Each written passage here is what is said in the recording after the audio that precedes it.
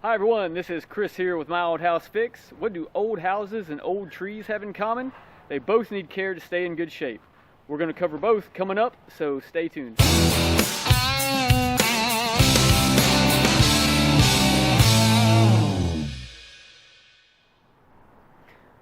Old trees have a historical value just as much as our old homes do.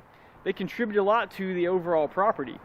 For example, the curb appeal that they provide and the historical nature. Sometimes these trees were planted back when the house was built or around that era, and so they have a historical significance just like the home does. They've aged along with the house and with the property, but they all need care and maintenance to stay in good shape, just like your house.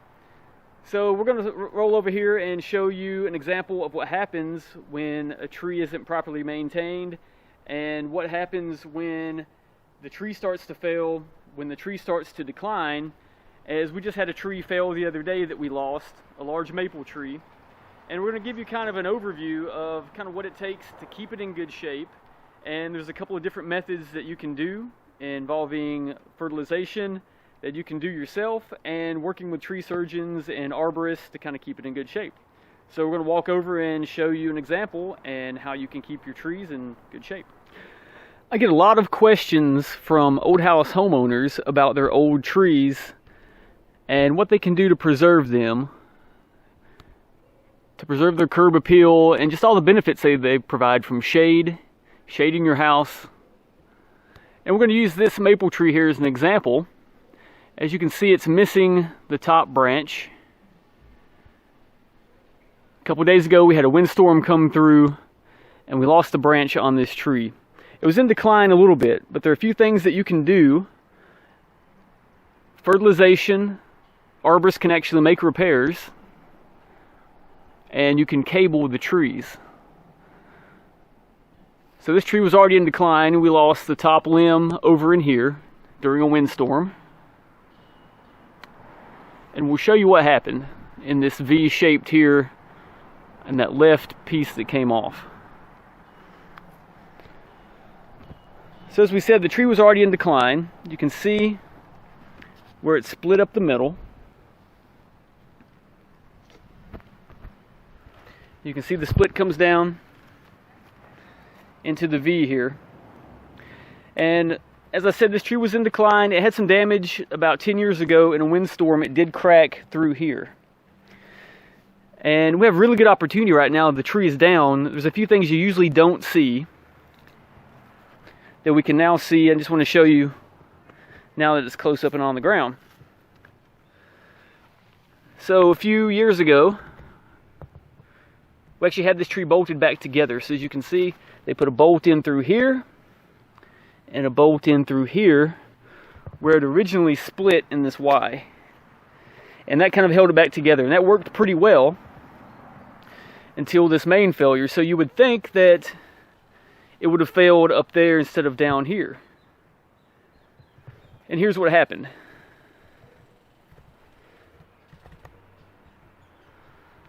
So as we come down the tree here, you'll see it was pretty long and went all the way to the fence line here. We cut all the limbs off already, covered up the hammock area here, had all that buried. So we saw where the tree was bolted, and here's the second step that you can do. We had the tree cabled.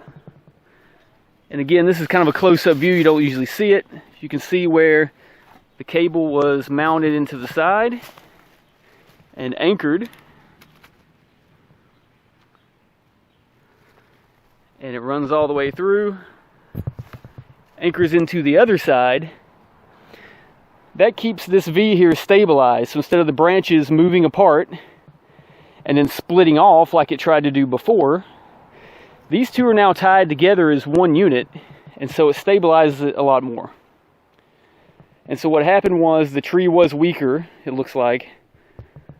So instead of snapping here, it snapped all the way down at the base because these two pieces were moving together. Another example over in our walnut tree here, it's kind of the same thing. When a tree gets this large, you have all these branches coming out to your left.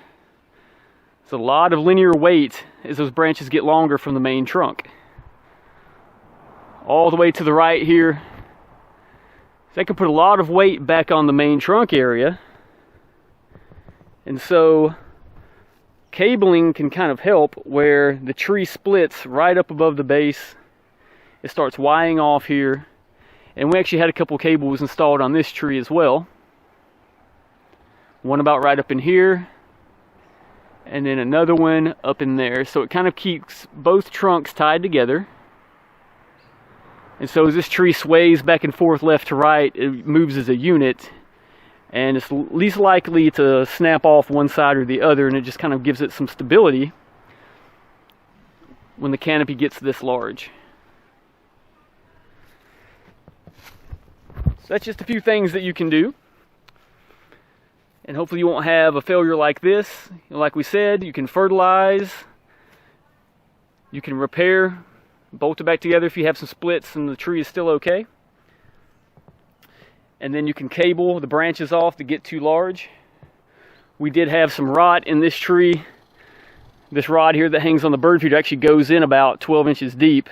So this tree is pretty hollow. Again, we knew it was in decline, so that's why we've been fertilizing it, hoping to keep it in at least, decent health. But then this happened, so we'll probably end up taking this down. We hate to see large trees go. So that's why I'm throwing out a few options here, so you can do all that you can do to keep your tree alive and in good health as good as possible and for as long as possible. Through fertilizing, where they'll fertilize out through the root system. It's a deep ground injection where they push a rod down on the ground, liquid fertilizer comes out, and they can fertilize the root system. And if you have any concerns, whether it's a street tree or whether it's a tree in your yard, you can call your city, have them come assess it, have it cabled off if you need to, if you see any suspect places. But you can talk to your arborist or your tree surgeons, and they can give you some good info, because you don't want this to happen and lose one of your nice shade trees. This one came down, missed the power lines luckily, but made a pretty big mess in the yard. A pretty big section of the tree. So that's what you can do.